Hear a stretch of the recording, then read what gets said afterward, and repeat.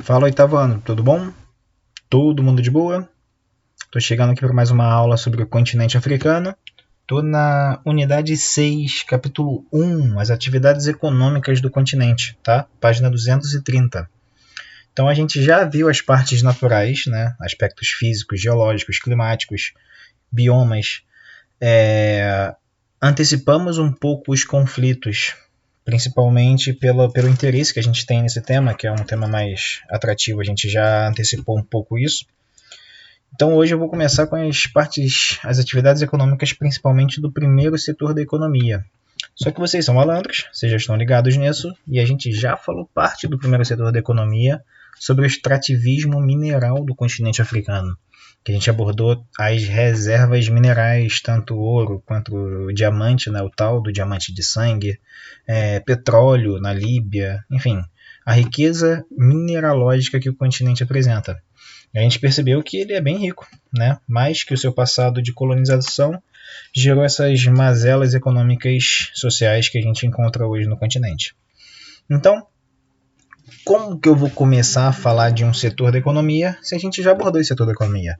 Eu vou ver o outro lado dele, né? Porque não é só de mineração que vive o primeiro setor da economia. A gente tem que abordar também a agricultura, pecuária, enfim, o extrativismo vegetal. E aí, no nosso livro a gente tem essa imagem, vou dar uma aumentada aqui para melhorar a visão, que mostra, essa imagem está na página 231, se eu não me engano, não, 232. Quem está com o livro dá uma olhadinha aí, 232. O que acontece? Esse mapa ele mostra, olha aqui na legenda, né? É sempre importante vocês olharem a legenda, atividades agropecuárias. Então, que estão envolvendo uma ação agrícola, uma atividade, seja tanto produzir plantinhas, né, ou criar animais. Ele divide em cultura comercial, no caso africano, do continente, é para ser exportado do continente, o que já é meio contraditório, que é um continente que tem o maior índice de fome no mundo, e exportar produtos do gênero agrícola para outros continentes. Produtos como cacau, como cana-de-açúcar, tá? Produtos que foram muito utilizados durante a colonização e que mantêm o sistema que vocês já estudaram várias vezes, que é de plantation, tá? Lembra que é plantation, monocultura, exportação, ou seja, eu vou produzir uma coisa só, minha fazenda grande, latifundiária, está produzindo uma paradinha que eu vou vender para fora do meu território. A mesma coisa que aconteceu no Brasil no período da colonização portuguesa. Tá? Isso também acontecia no continente africano. Em grande volume, utilizando uma mão de obra barata, com pouca qualificação, diferente do Brasil, que a gente mecanizou e modernizou. A África mantém a maior parte da população, a África de maneira geral, tá? O continente, mantém a maior parte da população no espaço rural. Tá? E aí o PIB, ou seja, o Produto Interno Bruto do continente, está com uma média de 1/3 das atividades agrícolas no volume, né, no valor do PIB do continente. 1/3 está envolvendo o espaço rural. E aí você vê a contradição, né, da fraqueza econômica que é esse segmento. Porque se eu tenho mais da metade da população do continente vivendo nas áreas rurais e apenas 1/3 do PIB do continente gerando os países, né, as riquezas que os países produzem durante um ano, significa que isso não é bem equilibrado. Ou seja, outras atividades como petróleo ou mineração estão valendo mais do que a produção rural do continente. Beleza? Culturas irrigadas. Obviamente a gente vai para o lugar mais seco do continente.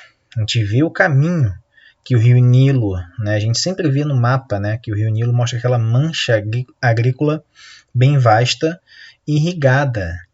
E nas áreas onde tem os oásis, nascentes ou algum lençol freático possível e acessível dentro do Saara, a gente consegue visualizar alguns bolsões de produção irrigada bem voltada para subsistência. Tá? Na Argélia, no Chad e na Líbia, esse tipo de produção, Níger também tem um pouquinho, é muito voltado para a subsistência dos povos locais. No rio Nilo, que a gente vê uma massa agrícola mais densa pela oferta de água que o rio oferece, beleza?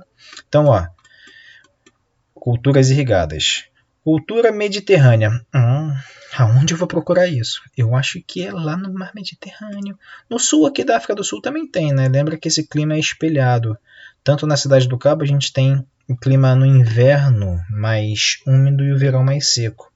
É bem favorável aqui no extremo norte também da Argélia, lógico, né? No litoral do mar Mediterrâneo, onde esse clima surgiu, né? O nome surgiu, onde o inverno é úmido e o verão é seco.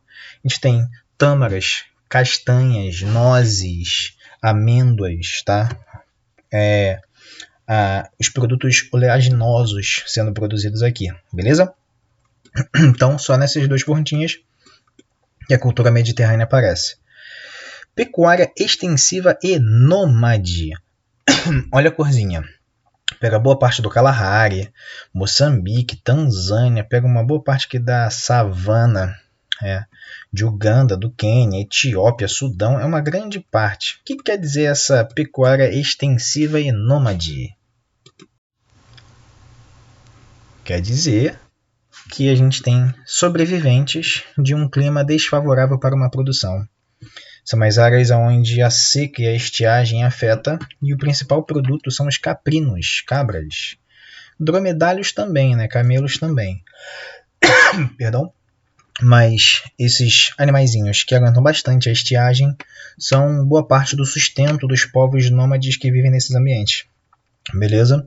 Onde existem pouquíssimos recursos que favoreçam uma produção mais avançada e valorizada, com maior valor agregado, beleza? Então, extensiva nômade ocupa uma boa e grande vasta área. Floresta equatorial a gente tem no Congo, né, a parte de Madagascar aqui um pouquinho, mas é o tipo de atividade muito voltada ao extrativismo da floresta equatorial. Não há um desmatamento muito denso da floresta para ver uma produção agrícola. Alguns trechos do Congo a gente visualiza um desmatamento interessante, assim, avançado, mas boa parte da floresta está até com uma boa preservação, beleza? A gente pode deixa eu dar uma pausa aqui que eu vou abrir aqui o mapa para vocês visualizarem do que eu estou falando. Olha aí, mapinha do Google Earth, tem aquela coloração do satélite que favorece a gente a visualizar as manchas florestais. República do Congo, onde a floresta equatorial é bem densa, a gente vê essa massa verde bem fechadona, com poucas áreas de desmatamento, com os rios bem sinuosos, padrão bem parecido da floresta amazônica, com algumas areazinhas de desmatamento, né, podendo ser por mineração ou por um extrativismo de madeira, enfim, atividades que exploram a floresta. Mas quando você olha no bolo, você pode, tem a manchinha mais clara aqui, você aproxima, não é necessariamente um desmatamento florestal, é só uma coloração diferente do bioma. Tá? Existem áreas desmatadas sim, extrativismo de madeira, mas devido ao solo não ser tão fértil, a agricultura não se desenvolveu tão densa aqui. Tá?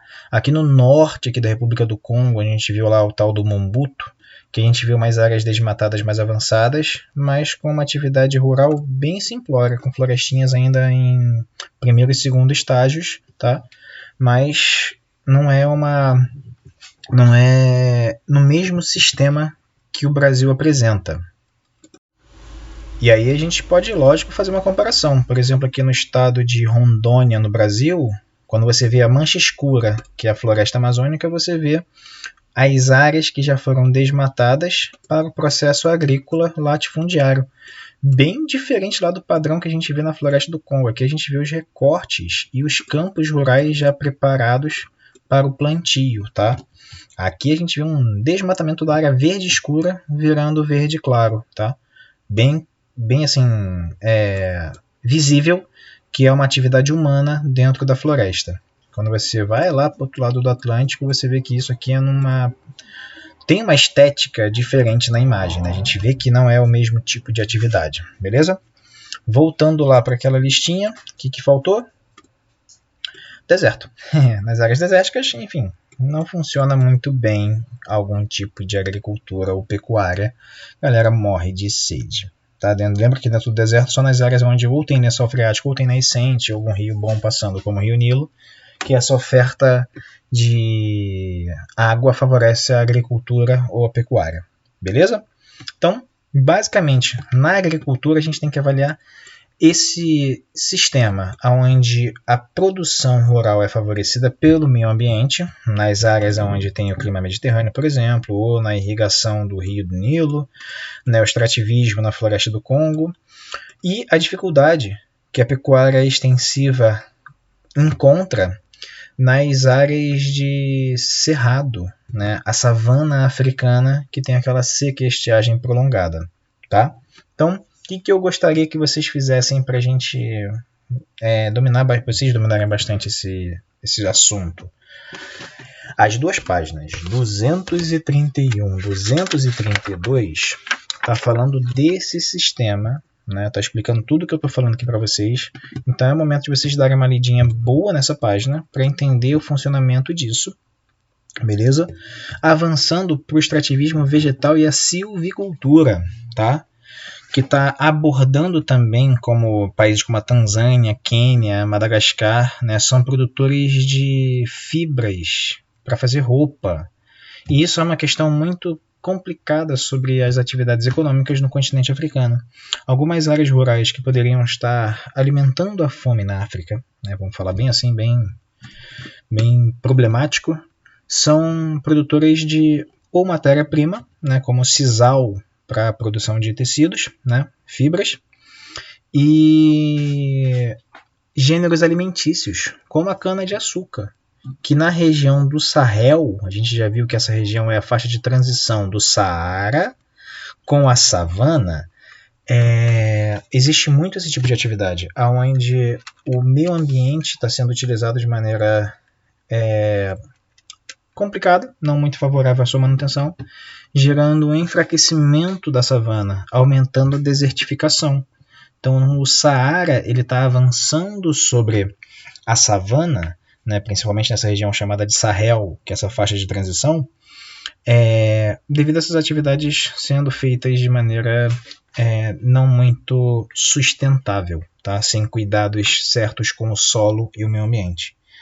Por isso que é bem complicado a gente perceber um ambiente que poderia ser melhor explorado para a sociedade e acaba sendo utilizado como uma atividade econômica controlada por grupos corporativos, por exemplo, como empresas do gênero alimentício. Tá? Então, em vez de produzir cana para fazer, enfim, açúcar, podia estar produzindo outros produtos como arroz, sei lá, algum produto que alimente a população africana com melhor eficiência, beleza? Então isso é um tipo de atividade concentradora de renda, não de cunho social. Ela não foi feita para alimentar, e sim para lucrar, né? Mineral a gente já viu, né, no final da página 233, tem um mapinha que a gente usou bastante para ver as áreas de petróleo, área de diamante, enfim. Isso a gente pode passar com bastante tranquilidade, porque vocês já viram bem. E eu quero abordar as indústrias, na página 236. Então vamos passar do primeiro setor da economia para o segundo setor da economia, tá? E aí, né, eu até mudei aqui para esse mapa, porque esse mapa é mais bonitinho, eu gosto de ficar brincando nele, né?